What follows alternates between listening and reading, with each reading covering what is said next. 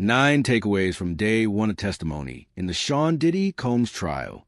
That is the central question posed to a federal jury Monday on the first day of testimony in Sean Diddy Combs' racketeering and sex trafficking trial in New York City. The criminal trial represents a dramatic fall from grace for Combs, 55, who founded the record label Bad Boy in 1993 and launched an illustrious musical career under the stage names Puff Daddy and Diddy. He has earned 3 Grammy wins and 14 nominations, and he successfully expanded from rapper into cultural icon, with forays into fashion, alcohol sales, reality TV, and acting. He faced a series of civil lawsuits alleging serious wrongdoing prior to his September arrest on charges of racketeering conspiracy and sex trafficking, and has been behind bars since.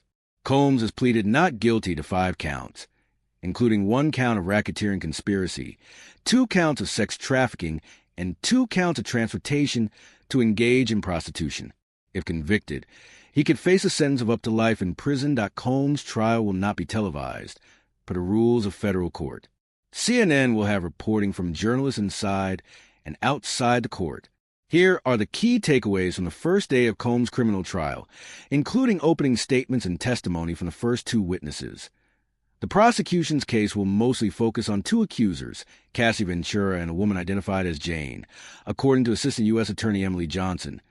Combs coerced the 2 women into freak-offs that would last days and took place across the country, Johnson said. Combs' staff organized the travel, and his businesses paid the expenses in what prosecutors described as a criminal enterprise. Ventura first met Combs in 2006 when she was a 19-year-old model and aspiring singer with a hit song. He was 17 years older than her.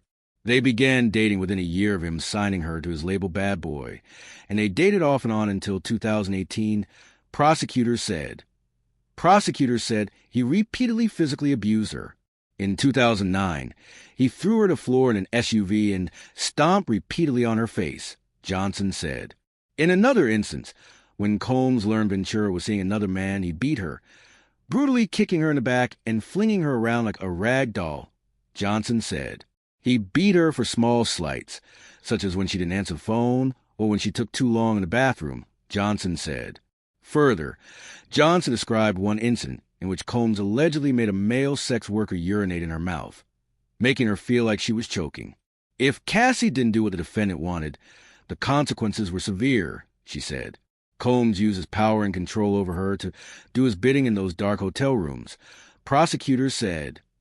The other main accuser, known as Jane, began dating Combs in 2020, prosecutors said. He promised that if they did freak-offs, they would spend quality time together. But it was a lie, Johnson said. Instead, he allegedly forced her to take drugs and stay awake for days at a time. Less than a year ago, Combs and Jane had a physical fight at her home. She tried to run out the front door, but he grabbed her in a chokehold